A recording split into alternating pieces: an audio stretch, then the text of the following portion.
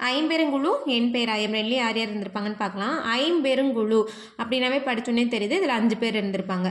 அமைச்சர், சடங்கு செய்விப்போர், படைத்தலைவர், தூதர், சாரணர்னு சொல்லப்படுற ஒற்றர்கள். ஓகேங்களா, சாரணர் ஒற்றர் 2 ஒன்று தான். இப்போ இந்த 5 பேரும் ஐம்பெருங்குழுவில் இருந்திருப்பாங்க.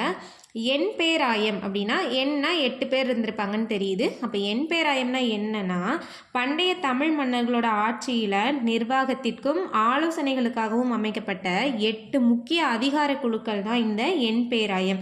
இந்த என் பேராயத்தில் 8 பேர் இருந்தாங்கன்னு எதில் இந்த சான்றுகள்லாம் இருக்குன்னு பார்த்தோம்னா, தொல்காப்பியம், சிலப்பதிகாரம், மதுரை காஞ்சி, இதிலேருந்து தான் பார்த்து எடுத்திருக்காங்க.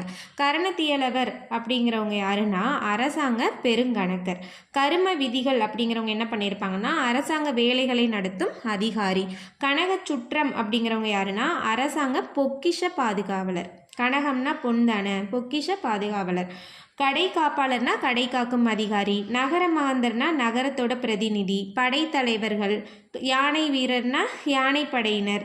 இவுளி மறவர் அப்படின்னு சொல்லப்படுறவங்க யாருன்னா குதிரை படையினர். இந்த 8 பேரும் தான் என் பேராயம் அப்படின்னு சொல்லப்படுறாங்க. ஓகேங்களா, தேங்க்யூ.